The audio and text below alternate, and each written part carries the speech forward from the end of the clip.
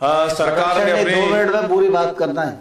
2 के 4 कर दो अध्यक्ष जी, समझो आप तो मूलभूत समस्याओं की बात पूरी नहीं हो पाई। सभी लोगों ने अपनी पीठ थपथपाई। लगातार किसानों को खाद मिल नहीं रहा था, लगातार लाठी डंडे पड़ रहे थे। ये 22,680 करोड़ की बात तो हो रही है, लेकिन किसानों की बात नहीं हो पाई। जो लगातार मुरैना में, हमारे भिंड में, ग्वालियर में लगातार डंडे खा रहे थे, रात रात भर बैठे रहे, लेकिन खाद नहीं मिल रही थी।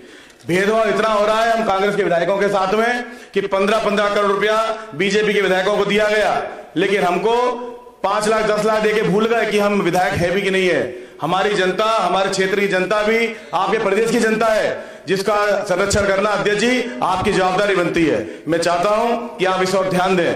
माननीय अध्यक्ष जी, मूलभूत समस्याओं में पीने के पानी की व्यवस्था, सड़क की व्यवस्था, बिजली की व्यवस्था, मेरे क्षेत्र में कई ऐसे गांव हैं, धौंधा, कन्हार, गेतली, मरा, जड़ेरू, मानपुर, बहराई, कुंवरपुर, इन गांवों में पीने का पानी नहीं है। सिंचाई की बहुत सारी बातें हुई, लाखों करोड़ रुपए की बात हो गई, 1.5-2 लाख करोड़ की बात चल रही थी, लेकिन इन गांवों में 70 साल निकलने के बाद आज तक कोई सिंचाई के लिए कोई व्यवस्था नहीं है, बिजली पहुंच नहीं पाई है, सड़क है नहीं। अध्यक्ष जी, मैं आपसे चाहता हूं कि आप भी वहां के सांसद रहें, इन लोगों का ध्यान रखना आपकी भी जवाबदारी बनती है। माननीय अध्यक्ष जी, हमारे सरपंच काम मांगते हैं, लेकिन मनरेगा में कोई काम नहीं दिया जा रहा, कोई उनकी सुनवाई नहीं हो रही है।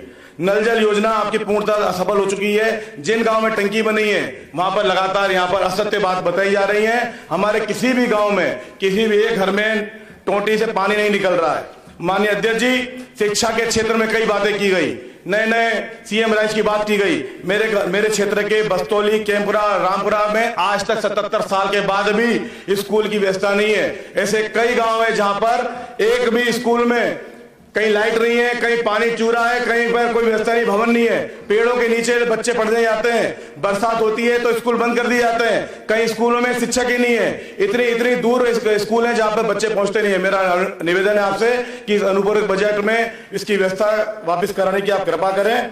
हमारे क्षेत्र में उच्च शिक्षा के लिए अध्यक्ष जी आप भी अभी गए थे, आपसे भी कई लोगों ने बात की। हमारे करका क्षेत्र है, वहां पर कई हमारे बच्चे फौज की तैयारी कर रहे हैं, वहां पे कई सालों से कॉलेज की मांग उठ रही है। वहां पर जमीन भी पड़ी है, ग्राम बरेड़ा में एक बहुत बड़ी जमीन पड़ी हुई है, हमने कई बार मांग उठा ली, लेकिन इतना भेदभावपूर्ण आपका रवैया है सरकार का कि इस मांग को कई वर्षों से सुना नहीं जा रहा है। वहां के लड़के तैयारी करते हैं फौज के लिए, बहुत दूर जाना पड़ता है कॉलेज पढ़ने के लिए।